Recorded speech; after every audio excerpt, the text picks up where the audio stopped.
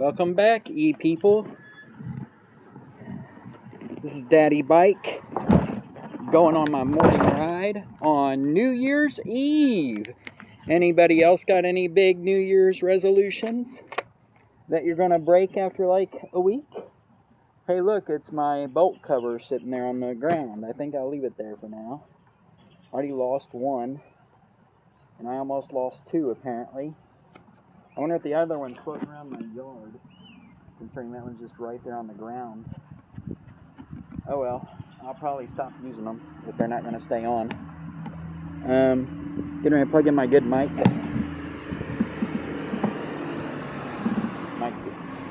You know you're a YouTube boy whenever you've got a good mic. And a standard mic and a bunch of different microphones. Once you get to the point where you got a bunch of different microphones, you know you made it on YouTube. Or at least you've got maybe 5 subscribers on YouTube. Wasn't sure what that dude was gonna do. It is beautiful today. The ground is still wet, but I got my Golden Boy tires, so I will be okay. Just going on a really no frills little bike ride. I might go somewhere else real quick. Like, where could I go?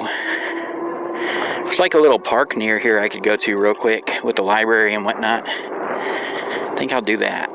This is where the food trucks are going to be. I can't wait. I don't know if that's where... Here's my concern, right? That might just be where they park food trucks, like overnight or something before they're deployed. I would hate to live near this as a deployment depot for food trucks. And really, that's kind of what it looks like, according to how closed off all the gates are and whatnot. I really think this is like a food truck deployment station, which sucks, dude. I want to eat at a food truck in my neighborhood, but really I don't think that's what that is. I think because it's close to downtown, they're thinking, well, we can deploy food trucks off of here. I guess I could chase a food truck on my e-bike, like watch them deploy and then like be like, I want tacos, and chase it down until I find out where they're parking. Gosh, but man, that's annoying. That's just like, this is not really a industrial zone, and to me, like a food truck parking lot for them to just be somewhere whenever they're not deployed. I don't really want that in my neighborhood. I gotta be honest. I think that's freaking annoying, but they're gonna get away with it because I live in a poor neighborhood. And that's why they'll get away with it. There's like no HOA or anything else protecting residents here. So they'll get away with that crap, and I'll just have to tolerate it. I mean, they do have to be somewhere, don't get me wrong, but my neighborhood, which is not a freaking commercial or industrial zone, it's a residential zone, shouldn't be where they get away with it at. That's freaking annoying. Especially since I love food trucks. Actually, on the Navajo Nation where I lived for a few years, that was our primary restaurants were food trucks. And I definitely miss it.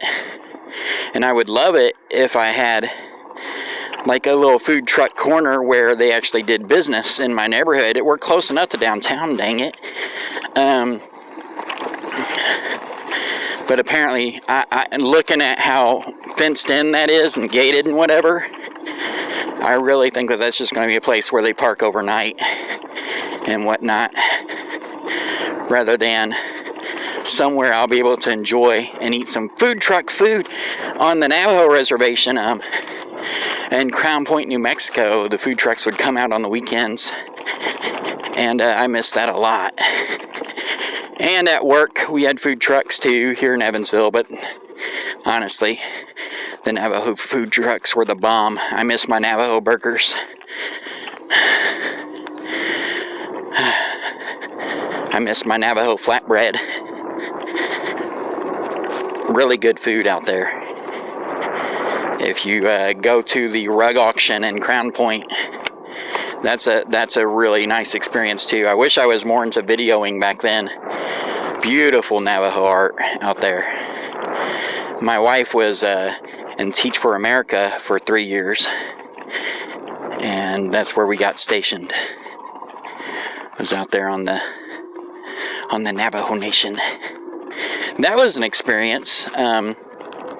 So my wife, fresh out of college, got a pitch from Teach for America, and basically they were like, here's the deal. We want to deploy you somewhere so you can help people in need. Like, you're going to be so much help to their community and whatnot. And it's going to be amazing for them. And you got your master's degree. And you can really boost a community towards the next level of getting people educated. So we want to send you to an educational trouble spot somewhere in the United States. And we don't know where we're going to send you yet. It could be the Mississippi Delta. It could be, like, there were even weird places like in New England where education was really poor. Like, I think that, and that's the thing, just a few miles, a different school district, you can have a struggling school district right next to the most amazing school district. So we had no clue where we were going to end up. And after they threw the dart at the map, I guess, we ended up in Crown Point, New Mexico, on the Navajo Nation. We were told, hey, you're moving from Florida, from St. Petersburg, Florida, to Crown Point, New Mexico. So away we went. And actually, I was contracting to Verizon Telecom. I'd been petitioning hard for them to hire me for like a year. And finally, I had to tell them, like, before we gave our final yes, we're doing this to Teach for America, I had to tell them, hey, look, you guys have got like 4 weeks now to decide if you're going to hire me or I am leaving. Well, actually, I gave them like 3 months notice because they had time to hire in somebody. And I taught them for a couple months. My memory's fuzzy because this was 2009. Hey, I didn't even know this was here. Elliott and Powell. And we got a Star Market. We got a Star Market on Elliott and Powell. Elliott and Powell. I had no clue that was there. I gotta go home soon. Where was I? Navajo Nation. Oh, Verizon Telecom. So yeah, I gave them like 3 months notice. They hired a guy named Greg. I trained Greg in to do what I did, which was a lot. And they hired him direct. So Greg got to be a Verizon employee, whereas I was a contract employee. So kudos to me for giving somebody else my dream job, I guess. Now, it was a really crap situation. And I've had some really good experiences since then with a certain bank where I am employed. And it's been awesome working for them as well. But Verizon Telecom, that was really where I shined the most in my career as far as productivity and really doing it, being in flow. Like, as far as constantly being in flow and always doing something I loved, that was Verizon Telecom. The bank, I do what I love for an hour or two every day, which is great. But it's not the same as just, constant, non-stop, utter productivity. Was pretty cool. But I was younger back then. Nowadays, I don't know if I have the stamina for that. Like, if I was to try and do that Verizon job today, I just don't know if I have the mental constitution. Even though I would love the work, I'm not sure all the work would get done at this point, because it was a lot. It was an amazing ride.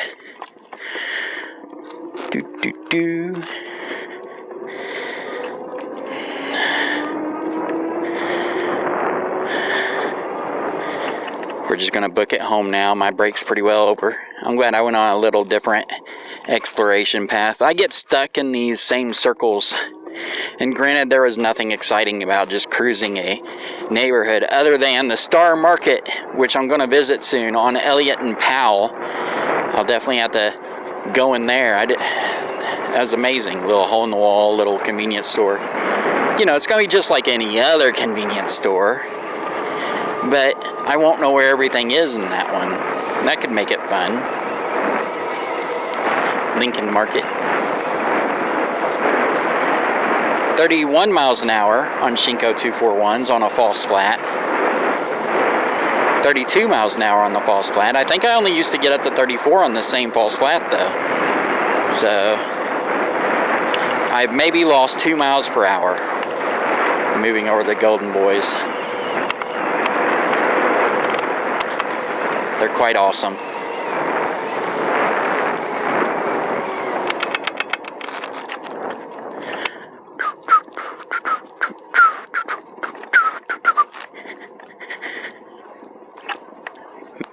Man, I need to like get a Discord going, I think, where I can talk with people.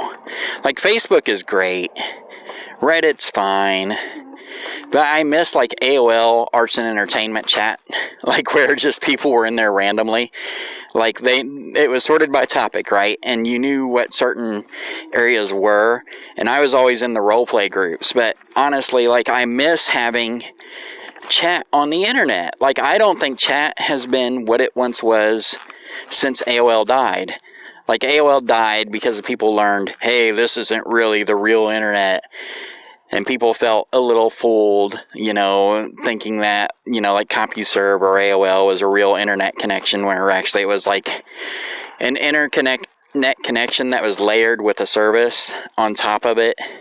And you had to get through that service first to get to the internet, and people were confused. And then they were like, oh, you mean the real internet's different, especially as their jobs enlightened them as computers became more common.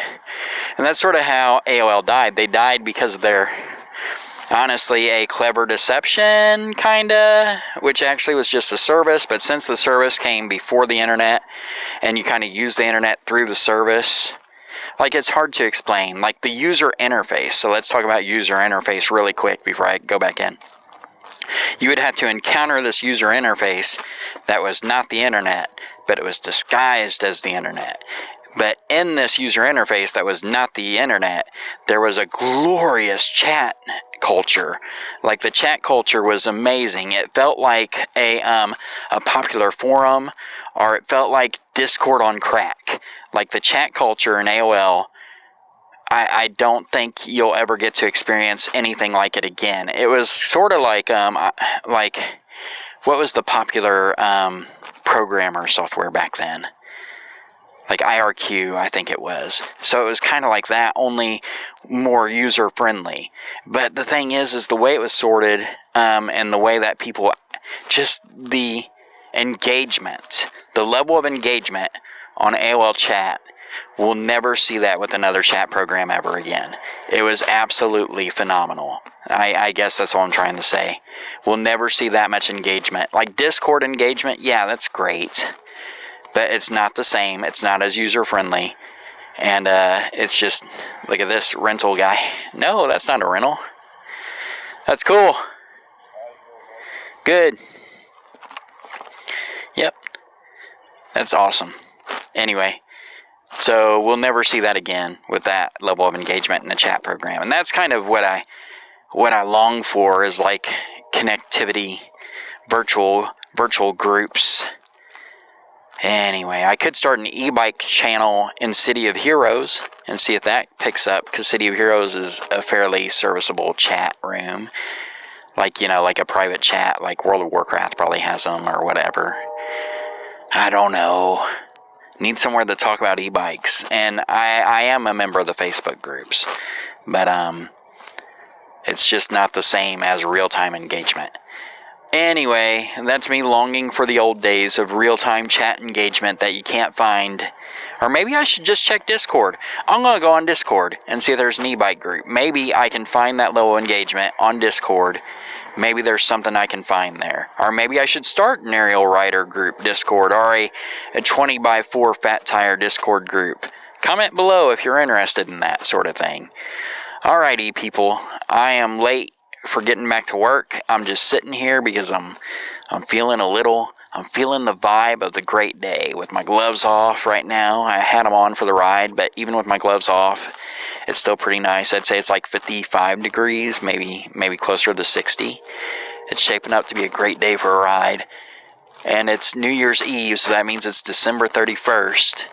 And we're at 55 degrees in the Midwest. Tell me the world hasn't turned on its head. Tell me that things aren't upside down. Not only with the pandemic, but the whole planet is changing. Alrighty, people, that's my outro, I guess. Some existential dread for my outro. Take care. Talk to you later. I gotta get back to work. I really don't want to. Bye.